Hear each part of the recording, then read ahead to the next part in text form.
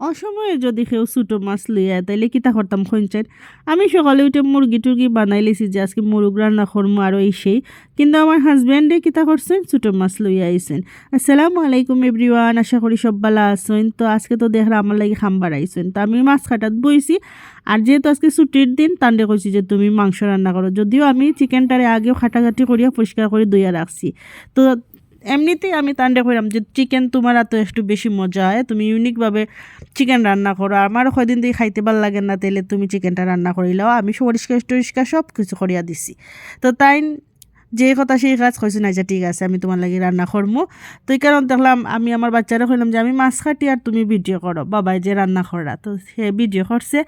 তো এখন ভিডিও দেখলাম যে তাই প্রথমে পেঁয়াজ, তারপরে পেঁয়াজ বাটা আর রসুন বাটা দিলাইছেন, এরপরে হলুদর গুঁড়া, জিরার বাটা দিছেন, মরিচের গুঁড়া দিছেন, ধনিয়ার গুঁড়া দিছেন। এরপর মাংসটা কিন্তু আমি ধুইয়া রাখছি, ওই দেখুন কি অবস্থা। মানে মাংসের মাঝে সব কিছু মিক্স করার লাগি মাংসরেও ব্যবহার করা, চামচ আর লইছেন না।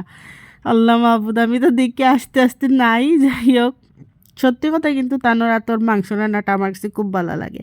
আর এখন বুঝি লবণ দিরা, আচ্ছা যাই হোক, যেরকম বলা মানে আগে দেওয়ার পরে দেওয়া, মানে সিদ্ধ হয়ে গেলে তো সব তো ঠিক হয়ে যাব। এরপরে তাই তেল দিলাম, তো তেল আরও দিছেন কিন্তু আমি এটা স্কিপ করছি। এরপরে তেজপাতা, লং, দারচিনি, এলাচি ওটাও দিছেন আর কি। তার একটা অভ্যাস, তাই বেশি করে তেজপাতা দিন মাংস রান্না করলে আর কি, আমারও ওখন, কিন্তু আমি 2-3টা ঊর্ধ্বে দিই না, তাই একটু বেশি দিন। এখন চামচ লইছেন দেখলাম।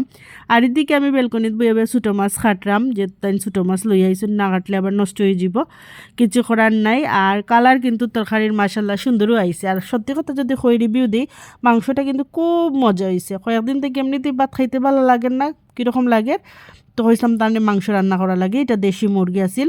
তো তারা আদা দিতে ভুলে গেছেন আমি মনে করায়, তো তারা এখন আদা দিরা, তো আদা দিলা আর কি, সমস্যা নাই, এখনও মাংস খসছে না।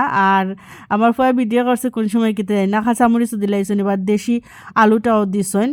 কালার কিন্তু সুন্দর আইছে, ঠিক না নি? খাইতেও কিন্তু খুব মজা হয়েছিল। তো মাংসটা ঘন ঘন আসছিল এবং এত সুন্দর মানে সিদ্ধ হয়েছে মাংসটা, আমি যখন খাইছি আর কি আমার কাছে খুব ভালো লাগছে।